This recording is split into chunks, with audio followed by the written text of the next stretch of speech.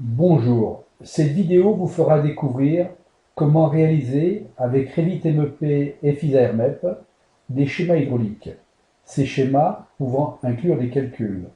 Cette technique est utile pour le prédimensionnement des installations. Dans la bibliothèque FISA-RMEP, nous sélectionnons canalisation, schématique, accessoires et nous mettons dans le plan une nourrice 3 départ. Autour de cette nourrice, nous allons mettre en place donc les canalisations schématiques qu'on a pris dans le ruban de Revit. Voilà.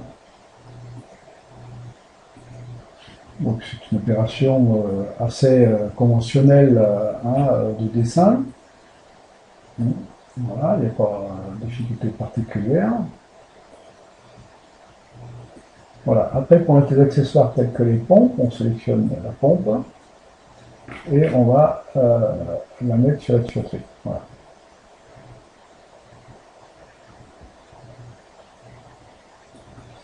Voilà. Oui, donc il y a un trait qui apparaît qui permet donc de l'aligner correctement. C'est quand même commode.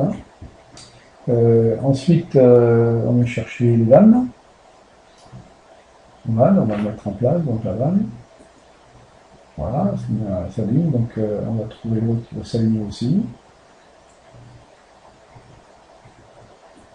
Voilà, ça s'aligne automatiquement avec la voisine. Voilà, il faut aller doucement.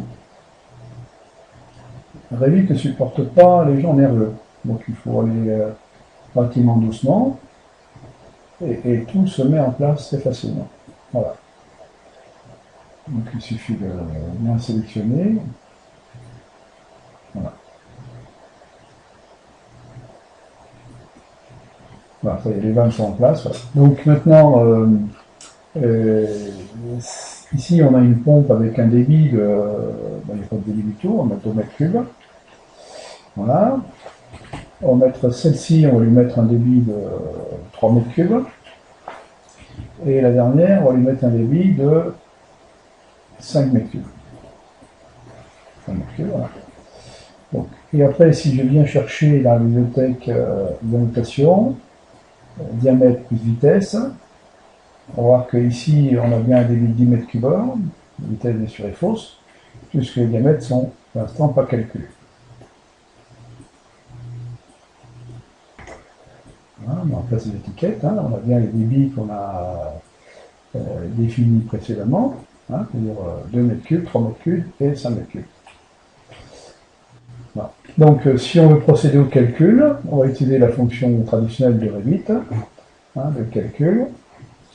Donc on sélectionne le réseau et on va demander d'analyser avec dimensionnement. Dimensionnement avec une perte de charge de 150 pascal par mètre ou 15 mm par mètre. Voilà, donc une solution.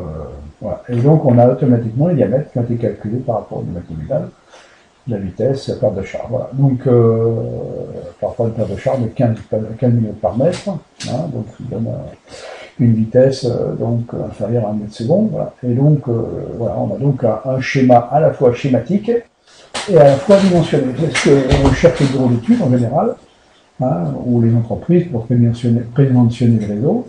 Alors cette technique est applicable bien sûr pour les schémas, mais elle est totalement applicable pour les réseaux traditionnels, c'est-à-dire que les tuyauteries dans des locaux, on peut très bien tirer des tuyauteries comme ça filaires. Donc pour les diamètres petits, inférieurs à 100 mm, on peut très bien faire du filaire, et donc dimensionner également ces réseaux, malgré le fait qu'ils soient présentés de manière schématique. Voilà, donc voilà ce que je voulais vous dire aujourd'hui. Cette vidéo est terminée. Merci de l'avoir visionnée.